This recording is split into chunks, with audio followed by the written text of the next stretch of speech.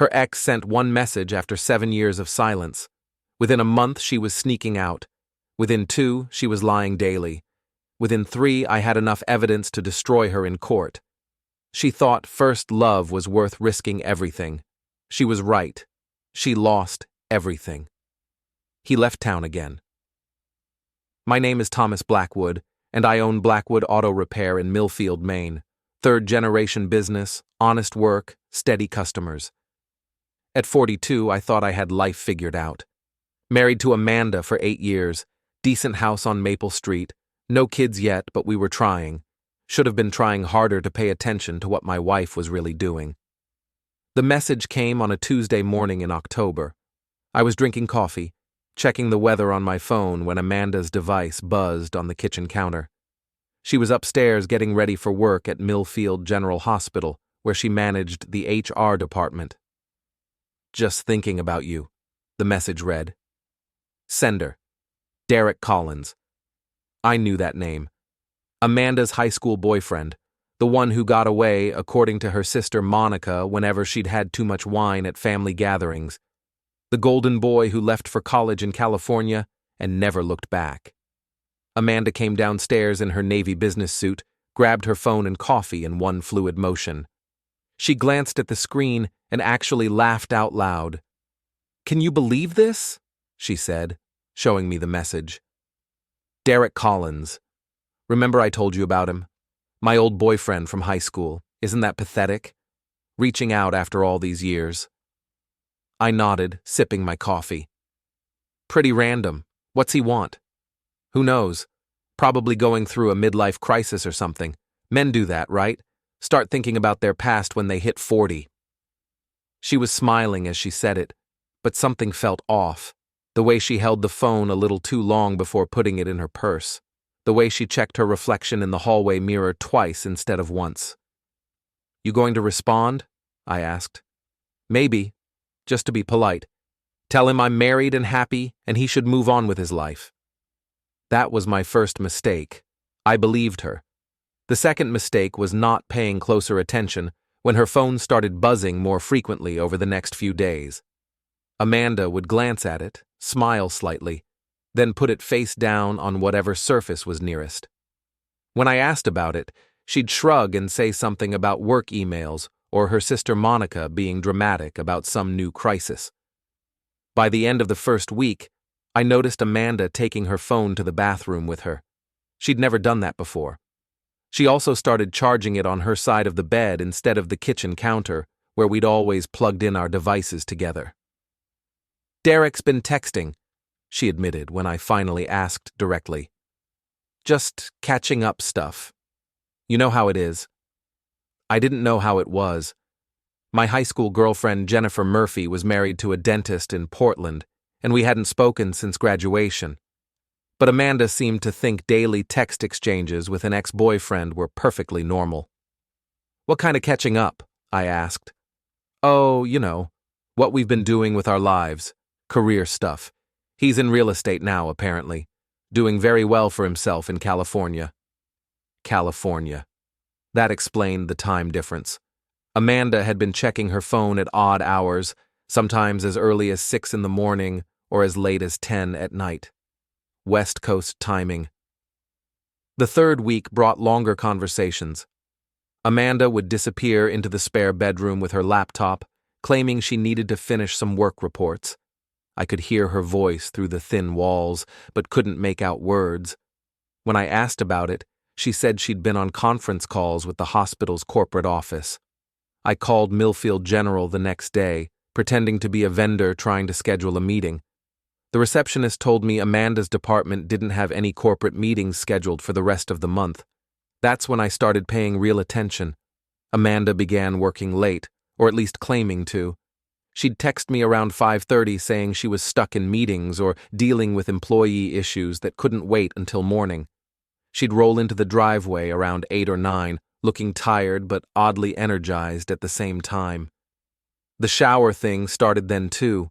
Amanda would walk through the front door and head straight upstairs without even saying hello properly. I'd hear the water running for 20 minutes or more. When she came down, she'd be in her pajamas with her hair wet, claiming the day had been stressful and she needed to wash it off. One Thursday evening, I decided to test my suspicions. I drove past the hospital at 6:15, knowing Amanda had texted me an hour earlier about being stuck in a personnel meeting. Her car wasn't in the parking lot, not in her usual spot, not in the overflow area, nowhere. I sat in my truck for 30 minutes, watching every entrance and exit. Amanda's silver Honda never appeared. She came home at 8:45 that night, same routine. Straight to the shower, pajamas, wet hair. When I asked about her day, she launched into an elaborate story about a problem employee who'd been caught falsifying time cards and the subsequent investigation that had kept her busy until almost 8. "Sounds complicated," I said. "You have no idea. Sometimes I wonder why I took this job. The drama never ends." She seemed genuinely tired as she said it, but there was something else in her expression. A kind of satisfied exhaustion, like she'd been doing something she enjoyed rather than dealing with workplace problems. The next morning, I called my buddy Jake, who worked maintenance at the hospital. We'd gone to high school together, and he'd gotten me the contract to service their fleet vehicles. "Hey Jake, weird question. Was Amanda stuck in meetings yesterday? I was supposed to pick her up but couldn't get through to her." "Amanda? Nah, man. She left around 3:30. Saw her heading out to the parking lot when I was changing light bulbs in the main corridor." 3:30, 5 hours before she came home. That weekend, Amanda seemed different, more attentive, more affectionate, but in a way that felt forced. She suggested we go out to dinner, something we hadn't done in months. She wore a dress I'd never seen before and spent an hour getting ready. At the restaurant, she kept checking her phone. Not obviously, but I noticed. Quick glances when she thought I was looking at the menu or talking to the server. Her fingers would move slightly, like she was typing responses under the table. "Everything okay?" I asked. "Of course. Why wouldn't it be?" "You seem distracted." "Just thinking about work stuff. You know how it is." But I was beginning to understand that I didn't know how it was at all. Sunday afternoon, Amanda announced she was going shopping with her sister Monica. They were going to drive down to Portland, make a day of it, maybe catch a movie. She'd be back late. I waited an hour after she left, then called Monica. "Hey Monica, it's Tom. Amanda left her sunglasses here. Which mall are you guys hitting first?" "Mall? We're not going shopping. I'm at my book club meeting. Has been planned for weeks. Amanda knows that." My hands started shaking as I hung up the phone. Not from anger, not yet. From the sudden cold realization that my wife had just lied to me with the same casual ease she'd used to comment on the weather. I spent the rest of the afternoon walking around our house, looking at everything with new eyes. Amanda's dresser drawers, her closet, her makeup collection. Things I'd never paid attention to before suddenly seemed significant. New perfume on her vanity, expensive stuff I'd never seen before, lingerie in colors she'd never worn for me, tags still attached but creases suggesting they'd been tried on. A small stack of receipts tucked behind her jewelry box for restaurants I'd never been to, gas stations on the other side of town. When Amanda came home that evening, she was carrying shopping bags from stores in Portland. She'd actually gone shopping, apparently, just not with Monica. "How was your sister?" I asked. "Oh, you know Monica. Drama about her job, drama about her dating life. Sometimes I think she creates problems just to have something to complain about." She was getting better at lying, I realized. More details, more conviction. Practice makes perfect. That night I lay awake listening to Amanda sleep beside me. Her phone was on the nightstand, charging. The screen would light up occasionally with incoming messages, but she'd changed her settings so the previews didn't show. I knew I could grab the phone, try to guess her passcode, see what she was hiding, but something held me back. Maybe it was the last remnant of trust, or maybe it was fear of what I'd find. Either way, I decided I needed help. Professional help. The next morning, after Amanda left for work, I looked up private investigators in the phone book. Most of them seemed to specialize in insurance fraud or corporate espionage, but one ad caught my attention. Alistair Finch, private investigator, domestic situations handled with discretion and professionalism, 20 years experience with Maine State Police. I called the number before I could change my mind. Alistair Finch's office was exactly what I expected from a private investigator. Second floor of a converted Victorian house on Congress Street, frosted glass door with his name painted in black letters, waiting room that smelled like coffee and old cigarettes. The man himself was probably 60, gray beard, tired eyes that had seen too much of people's worst behavior. Cheating spouse? He asked before I'd even sat down. That obvious? You've got the look, confused, hurt, angry, but trying to hold it together. See it 3 times a week. I told him everything. The message from Derek Collins, Amanda's changing behavior, the lies about working late and shopping with Monica. Finch took notes in a small leather notebook, nodding occasionally but not seeming surprised by any of it. How long married? He asked. 8 years. Kids? No. Joint accounts? Most of them. She has her own checking account for personal stuff. Property? House is in both names. I own the auto shop outright. Finch leaned back in his chair. Here's what I can do. Surveillance for 2 weeks, document her activities, provide you with a comprehensive report including photographs and timeline. Cost is $2,000 up front. $2,000. That was a lot of money for a small business owner, but I thought about Amanda's new perfume, her mysterious shopping trips, the elaborate lies that were getting easier for her to tell. What if you don't find anything? Then you'll have peace of mind and can work on fixing your marriage. But Mr. Blackwood, in 20 years of doing this, I've been wrong about cheating spouses exactly twice. And one of those times, the husband was wrong about his wife being faithful. She was actually embezzling from her employer. I wrote the check. The waiting was the worst part. Finch told me to act normal. Don't change my routine. Don't confront Amanda about anything. Just go about my business and let him do his job. But acting normal when you suspect your wife is having an affair is like trying to ignore a toothache. Every interaction becomes loaded with meaning. Every late night at work, every phone call she takes in another room, every new piece of clothing or unexplained expense feels like evidence. Amanda seemed oblivious to my suspicions. If anything, she became more attentive during those 2 weeks. She cooked my favorite meals, suggested we watch movies together, even initiated romance more frequently than she had in months. I found myself analyzing every gesture, every word. Was she being extra nice because she felt guilty, or was I imagining things because I was looking for signs that weren't there?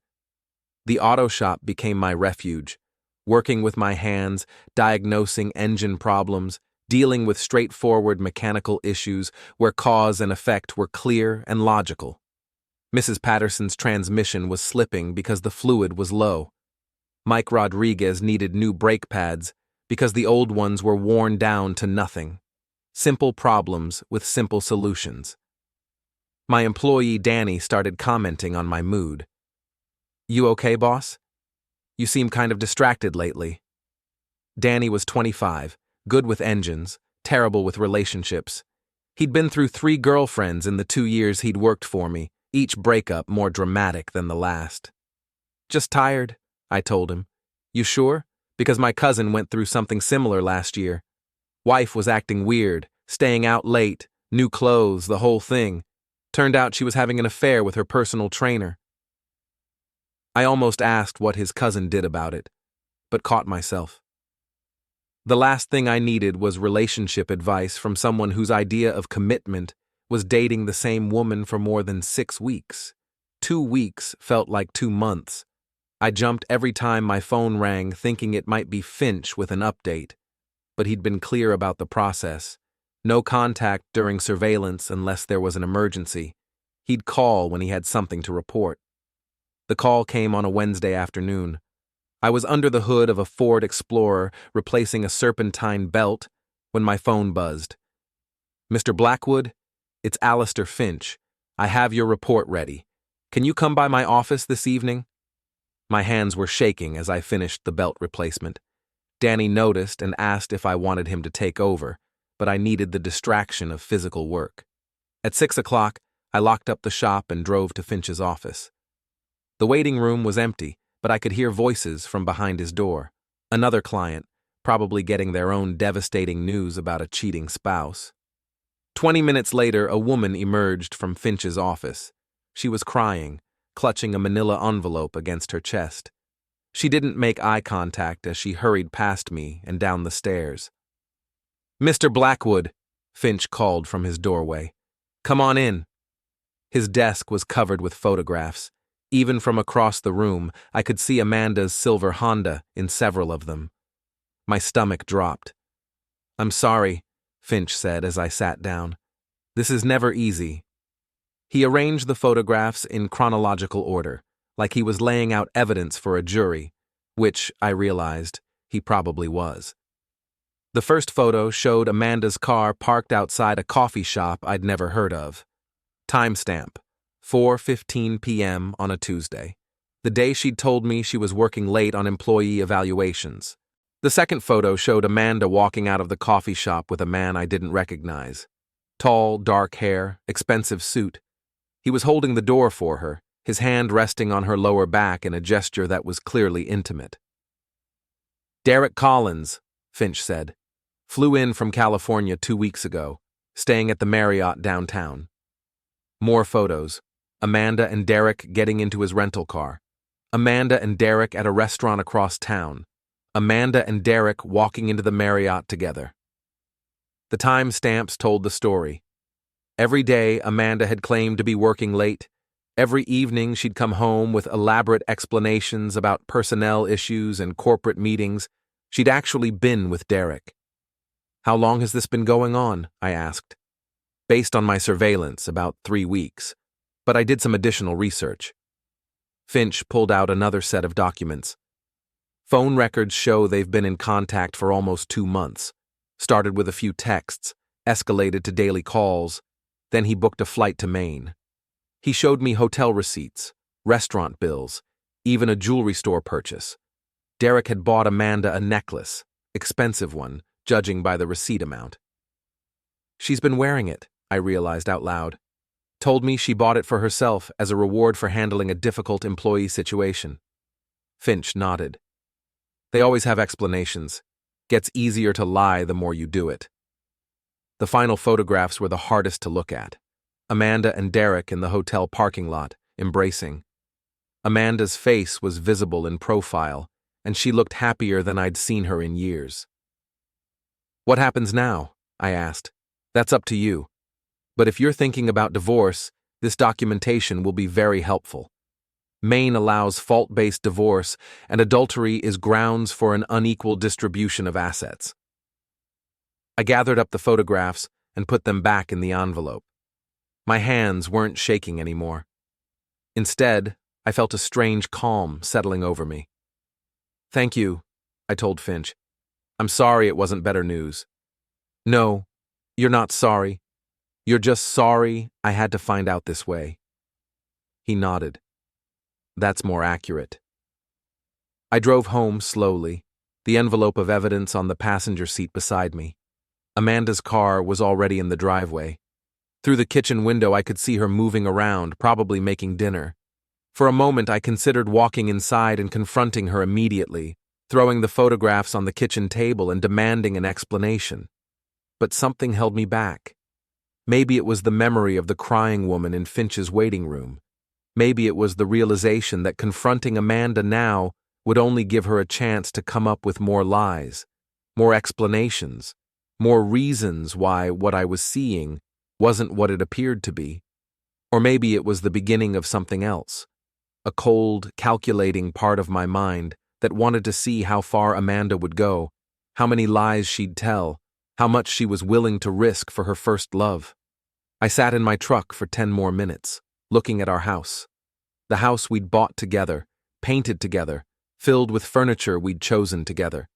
The house where Amanda was probably right now, planning her next lie about where she'd been and what she'd been doing.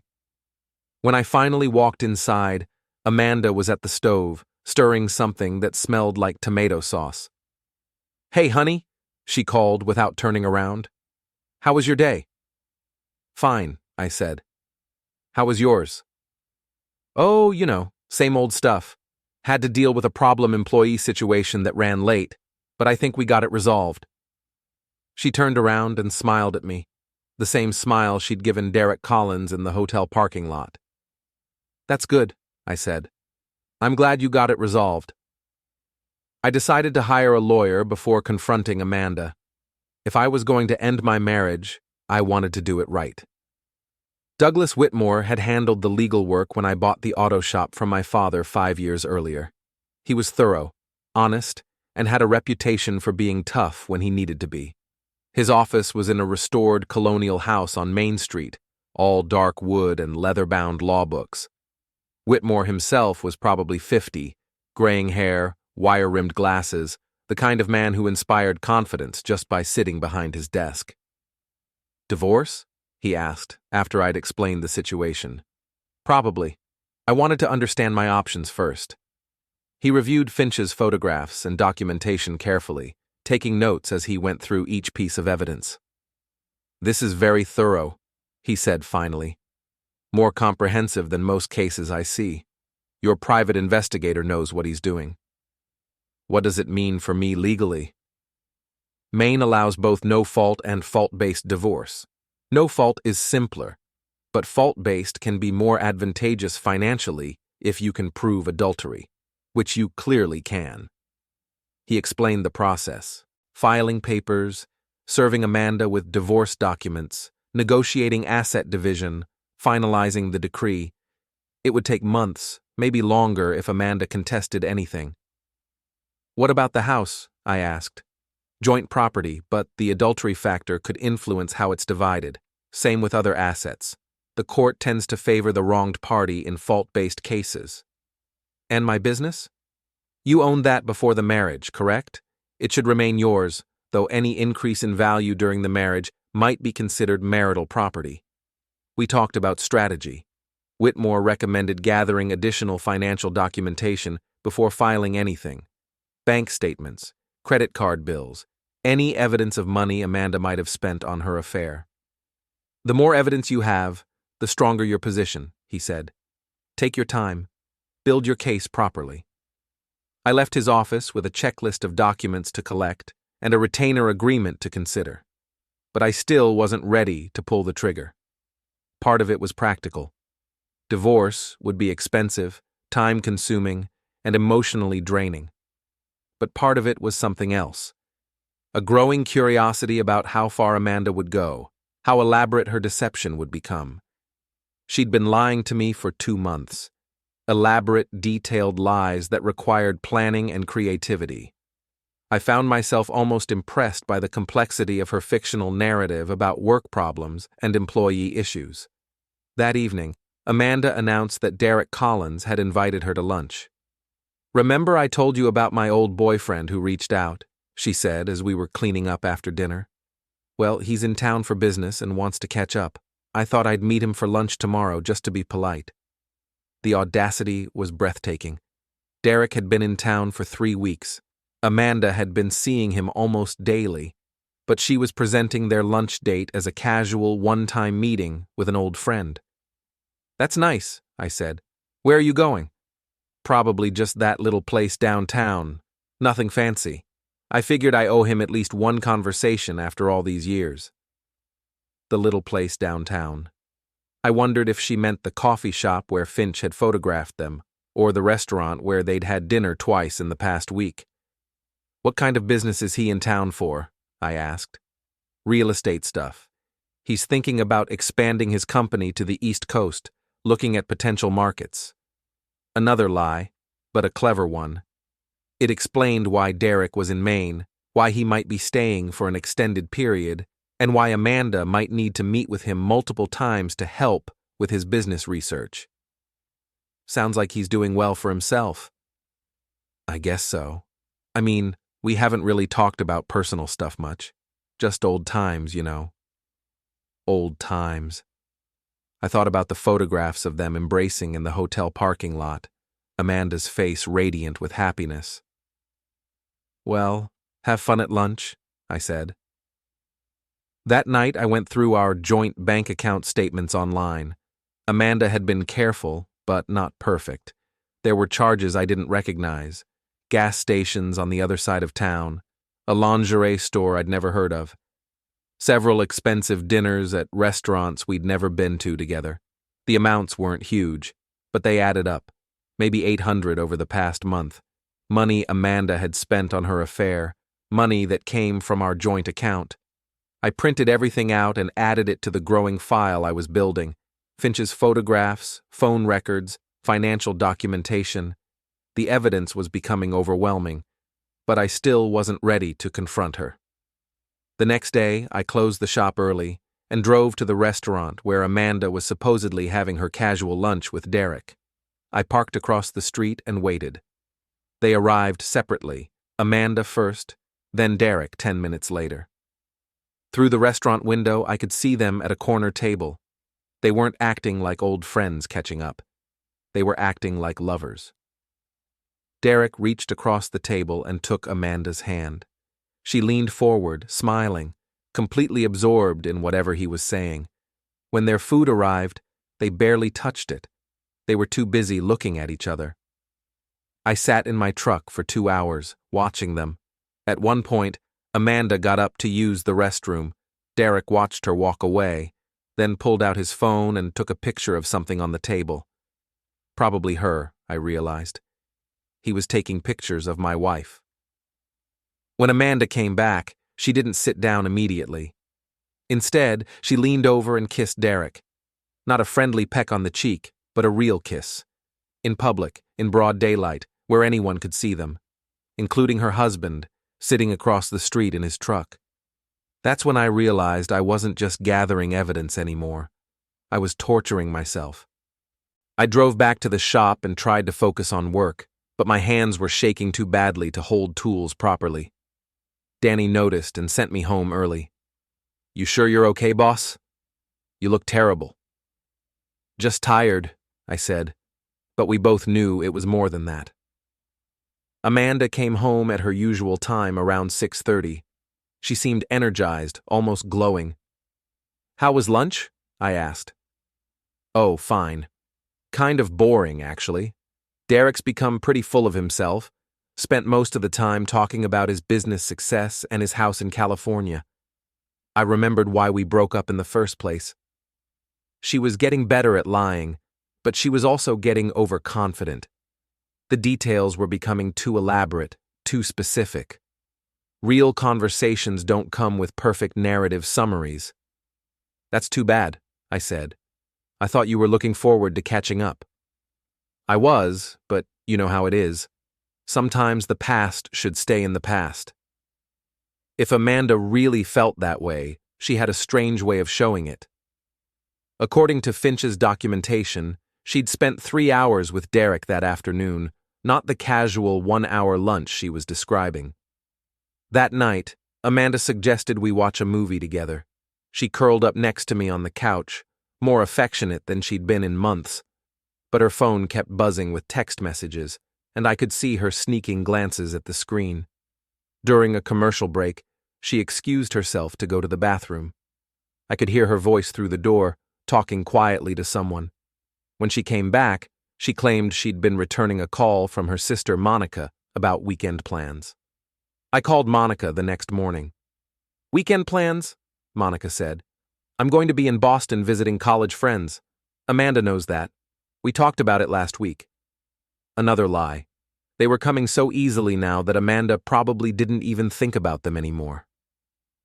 That afternoon, Finch called with an update. "Collins extended his hotel stay," he said. "Originally booked for 2 weeks. Now he's staying at least another month. And your wife has been there almost every day." "Every day?" "Monday through Friday. Usually arrives around 4, leaves around 7, sometimes earlier on weekends." The timeline matched perfectly with Amanda's claims about working late and dealing with employee problems. She'd created an entire fictional work crisis to cover her daily visits to Derek's hotel room. There's something else, Finch said. Collins has been looking at real estate. Not for business expansion like your wife probably told you. He's been touring apartments and condos, places for one person. He's thinking about moving here? Looks that way. I followed him to 3 different properties yesterday, all in the same price range, all available for immediate occupancy. Derek wasn't just visiting. He was planning to stay, and Amanda was helping him look for a place to live. I thought about confronting her that evening, but something held me back. Maybe it was morbid curiosity about how far she'd go. Maybe it was the growing realization that I wanted more than just a confession. I wanted Amanda to face consequences for what she'd done. That night, she announced that Derek had asked her to help him with his real estate search. He doesn't know the area very well, she explained. I told him I'd show him around a little, help him understand the different neighborhoods. That's nice of you. Well, we're old friends. It's the least I can do. Old friends. I wondered if that's what she told herself to justify spending every afternoon in his hotel room. What kind of place is he looking for? Something temporary. He's not sure if Maine is right for his business expansion, so he wants to rent for a while before making any big commitments. More lies, but these were different. These lies had implications for our future. If Derek was planning to stay in Maine, what did that mean for Amanda's marriage to me? I was about to find out. 3 days later, Amanda asked for a divorce. She didn't call it that initially. She said we needed to talk about our relationship, that she'd been doing some thinking, that maybe we'd grown apart over the years. We were sitting at the kitchen table after dinner. Amanda had been unusually quiet all evening, picking at her food, checking her phone more frequently than usual. I could tell something was building. I think we should consider a trial separation, she said finally. A separation? Just temporarily, to figure out what we both really want. I set down my coffee cup and looked at her carefully. What brought this on?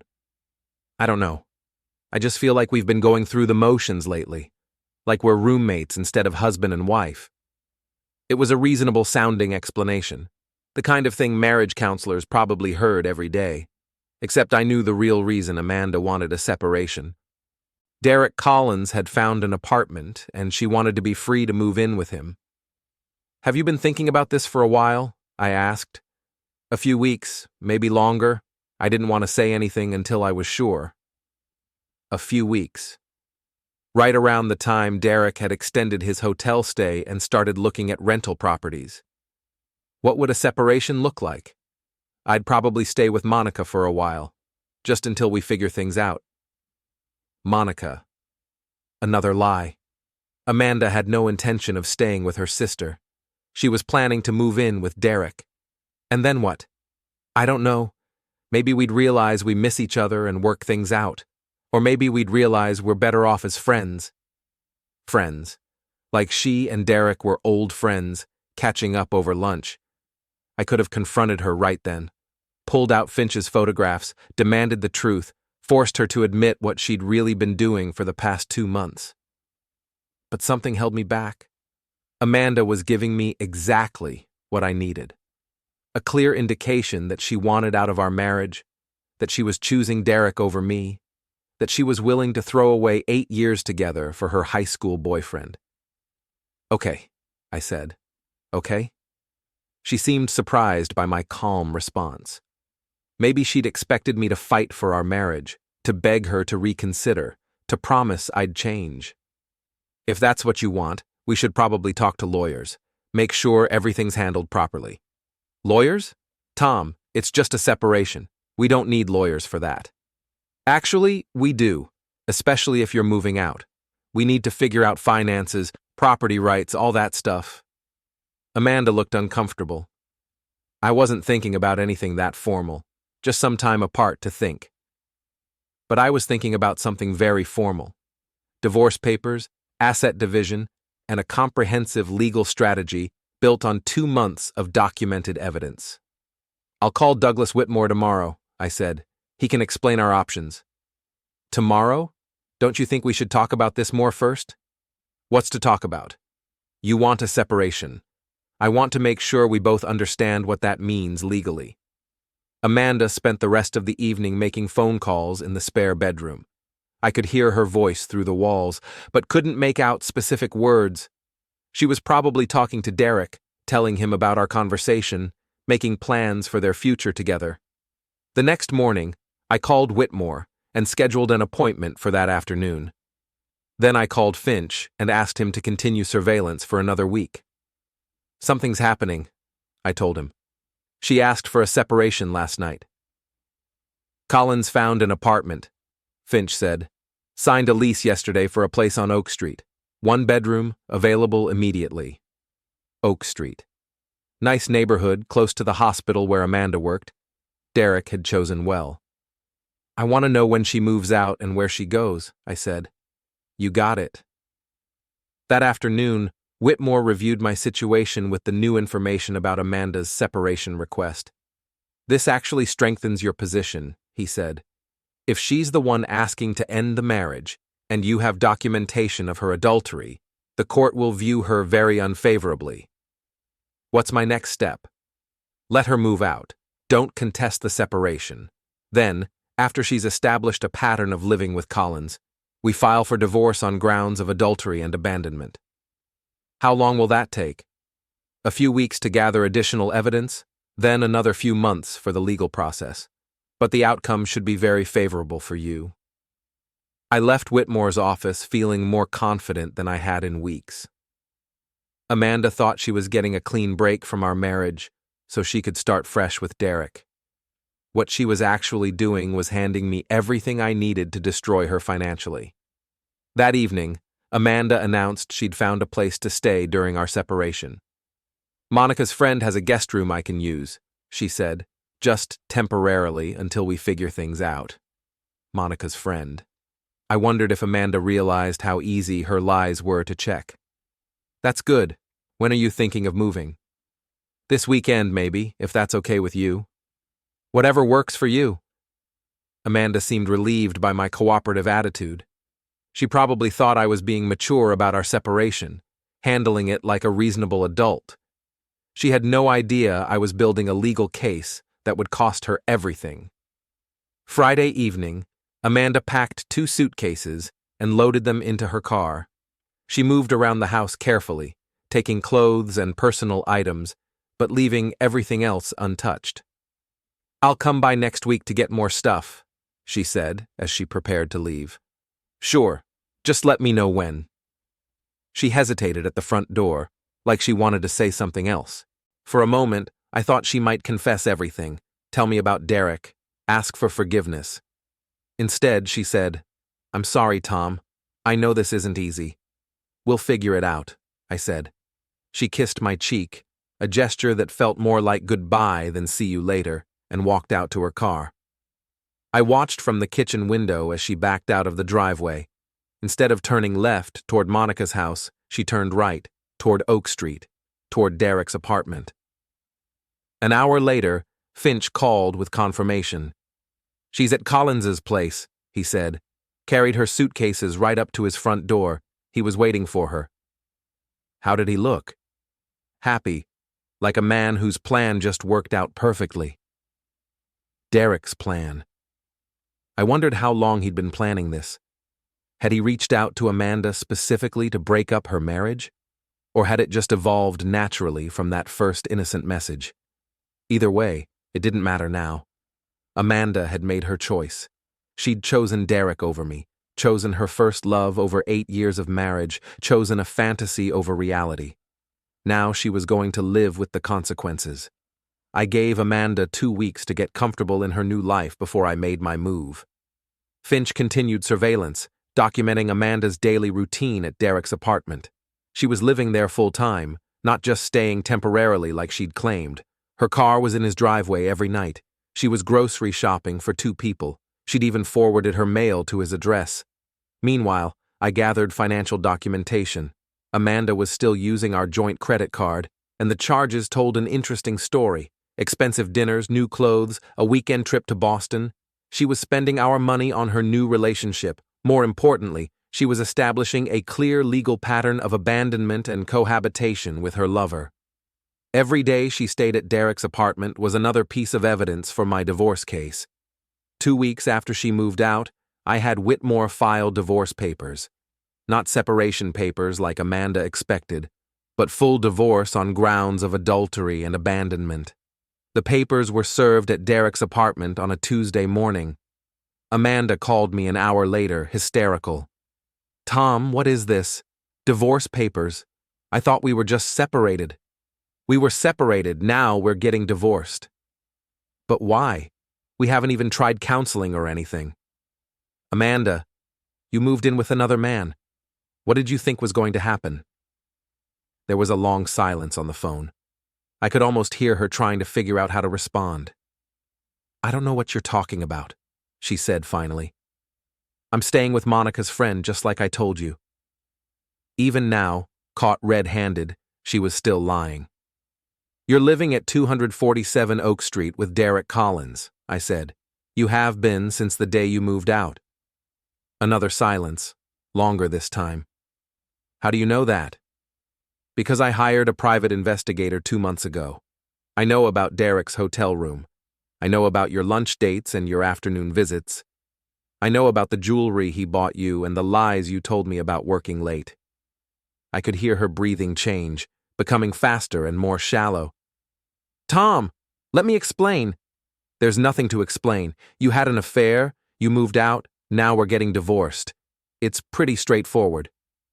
"It's not what you think. Derek and I, we're just..." "You're just what? Old friends? Catching up on ancient history?" "Amanda, I have photographs." That stopped her cold. "Photographs?" "You and Derek at restaurants. You and Derek at his hotel. You and Derek in the parking lot, kissing. Professional surveillance photos with timestamps and documentation." I could hear her crying now, but it sounded more like panic than sadness. "Tom, please, we need to talk about this. I can explain everything." "The time for explanations was 2 months ago, before you started lying to me every day. I never meant for this to happen. Derek just reached out and we started talking, and it brought back all these feelings. Feelings that were more important than our marriage, apparently." "No, that's not true. I love you, Tom. I've always loved you. You have a strange way of showing it." Amanda was sobbing now, the kind of desperate crying that comes from realizing you've lost something important. "What do you want?" she asked. "What can I do to fix this?" "Nothing. It's too late for that. Please, I'll do anything. I'll never see Derek again. I'll move back home. We can go to counseling." "Amanda, you chose Derek over me. You lied to me for 2 months. You moved out of our house to live with him. There's no coming back from that. But I made a mistake. People make mistakes. This wasn't a mistake. This was a choice, a series of choices made over and over again for 2 months. I hung up the phone before she could respond. An hour later, Derek called. "We need to talk," he said. "I don't think so. Look, I know you're angry, but this is between you and Amanda. Leave me out of it." The audacity was remarkable. Derek had flown across the country to steal another man's wife, and now he wanted to be left out of the consequences. "You're already in it," I said. "You've been in it since that first message you sent. Amanda and I have history. We never got closure." "Well, you're getting closure now. Congratulations." "What's that supposed to mean?" "It means Amanda's about to lose half of everything she owns in the divorce. Her house, her savings, her retirement account. Hope you're ready to support her, because she's going to need it." There was a pause. "Half of everything?" "Actually, probably more than half. Maine courts don't look favorably on adultery, especially when it's documented as thoroughly as this." Another pause, longer this time. "Look, maybe we got carried away. Maybe Amanda should go back to you and work things out." Now it was my turn to pause. Derek was getting nervous about the financial implications of his romantic gesture. "Too late for that," I said. "The papers are filed. Amanda made her choice. But if she wants to reconcile, she doesn't. She told me she loves Derek Collins more than she loves her husband. She told me first love is worth risking everything for. She said that? She's been saying it for 2 months, with her actions, if not her words. I hung up on Derek, too. The next few weeks were a blur of legal meetings, financial documentation, and settlement negotiations. Amanda hired her own lawyer, but there wasn't much he could do. The evidence against her was overwhelming. Finch's photographs, the phone records, the financial documentation, and Amanda's own behavior after moving out had created an airtight case. She'd abandoned the marriage for another man, and Maine law was very clear about the consequences. The settlement was finalized on a cold December morning. Amanda got to keep her car, her personal belongings, and about 30% of our joint assets. I got the house, the auto shop, and everything else. Amanda's lawyer tried to argue for a more equal division, but Whitmore shut that down quickly. "Your client committed adultery and abandoned the marriage," he told the other lawyer. "She's lucky to get 30%. Amanda sat at the conference table looking smaller than I'd ever seen her. The confident, glowing woman who'd moved in with Derek 3 months earlier had been replaced by someone who looked exhausted and defeated. After the papers were signed, she approached me in the parking lot. "Tom, I'm sorry. I know that doesn't mean much now, but I am." "Where's Derek?" I asked. She looked away. "He went back to California last week." "Really? What about his apartment lease?" "He broke it. Said Maine wasn't what he expected." Derek had abandoned Amanda just like she'd abandoned me. Once he realized the financial cost of their romance, he'd decided first love wasn't worth the price after all. "What are you going to do now?" I asked. "I don't know. Look for a new job, I guess. Start over." Amanda had lost more than just money in the divorce. The scandal had cost her the HR position at the hospital. Word had gotten around about her affair, and the hospital board decided they didn't want someone with questionable judgment handling personnel issues. "I hope things work out for you," I said, and I meant it. Amanda nodded, tears in her eyes, and walked away. I drove home to the house that was now entirely mine, poured myself a drink, and sat in the kitchen where this whole thing had started. 3 months earlier, Amanda had shown me Derek's message, laughing about how pathetic it was. She'd been right about one thing. First love was worth risking everything for. She'd risked everything and lost it all. Derek had gotten his closure and gone back to his life in California, and I was alone in a house full of memories, wondering if revenge was supposed to feel this empty. But as I sat there, I realized it wasn't empty at all. It was quiet, peaceful, honest. For the first time in months, nobody was lying to me. That was worth something. Maybe it was worth everything,